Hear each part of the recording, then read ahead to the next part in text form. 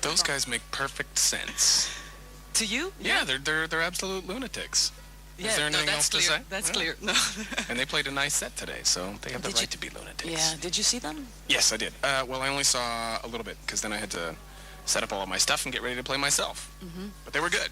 They were good. Yes. All right. I didn't get that from them, so I'm glad you're telling me. Well, you know, they're humble artists. Yeah.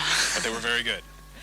How are you today? I'm okay. I'm feeling better now. Yeah. I just saw Kelly's, Yeah. and she was fan-fucking-tastic. She was amazing. She blew my head off, so I'm in a good mood. With her all-girl band? It was great. I expected some kind of R&B, a couple dance moves, everything sampled, but they were a totally rockin' band, and I'm really glad I saw them. Totally brightened up my day. Great. One of the guys from Mr. Bungle was here for about an hour or so. We couldn't get him off the chat box anymore. He was Big fat guy? No, a small guy with sunglasses. Oh, what was he doing?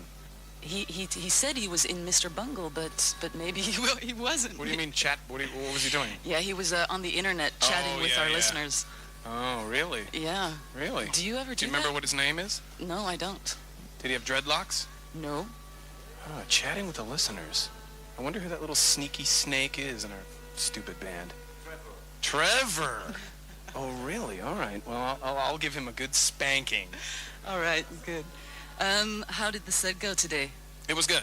Yeah. We usually don't really shine at festivals because we're a big band with a really complicated setup, and usually at a festival it's like an assembly line, you know, it's like Ford Motor Company, and every band gets 15 minutes to set their stuff up and blah, blah, blah. And if it doesn't sound right, tough shit, and that's your problem. So today we got lucky and it sounded good and we played good.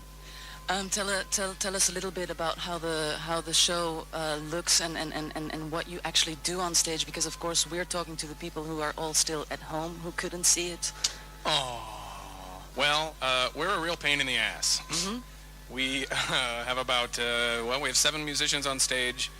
There's there's more keyboards on stage than there are band members.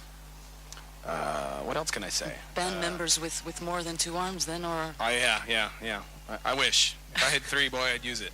Yeah. But yeah, it's kind of complicated music, so everybody's really busy at all times, and it's not, you know, music to drink Jack Daniels to and kiss your girlfriend. You really have to pay attention. It's a pain in the ass. Do you do other things as well than just sing? Yeah. Yeah? Yeah. Play a couple keyboards and percussion and toys, things like that. What's the big difference between this group, Mr. Bungle, and Fantomas, the other group that you came to Belgium with just a few weeks ago? Yeah, 6 weeks ago or something. Yeah. Well, Fantomas is a 4-piece. Yeah. It's very stripped down, very simple, and it's much more like a hardcore, you know, death metal kind of thing. But yeah, also very chopped up and very difficult. Are you the main guy in those 2 bands? Are you the one who decides or chooses which direction you want to go into with Fantomas? Yeah. I write all the music and everything. But in Mr. Bungle, there's, you know, it's more of a collective. It's more like a band. We've been going to high school together and things like this, you know, for 15 years. So we have a way of working, and you know, it's pretty much a democracy. With Mr. Bungle and with Fantomas, you're now back on a bit smaller stages than you were in all the years that you were in Faith No More. Not all the years. Well, quite a couple of years. Is this what you enjoy most, what you do now, or do you sometimes look back on your time with Faith No More and say, oh, maybe we shouldn't have quit, maybe I should have... Well, no, we quit we had to quit. Yeah. There was no really hesitation there. It's like when you have a relationship with your girlfriend or your boyfriend and you know it's time, you gotta do it. You got to bring the hatchet down, and if you don't, you're gonna suffer, and everyone else is gonna suffer too. So it was the right thing to do. We all decided very friendly, you know, no punches or tears or blood or any of that kind of garbage. It was very simple. We just crawled into a corner and died. Are you still in touch with those guys? Sure. Yeah. We talk. No hard feelings. No, not at all. And that's kind of what tells me that, you know, it was the right decision to make. Right. We all just kind of looked at each other. Hey, you want to make another record? No. Do you? No. There you have it. Simple. What are the most fun concerts for you to play? Is it at festivals like this? I guess not, because like you said, you have a difficult setup. With this band, festivals are, yeah, it's very optimistic to think that we can work in front of a big crowd, with a lot of empty space where the sound disappears, with music that's really dense.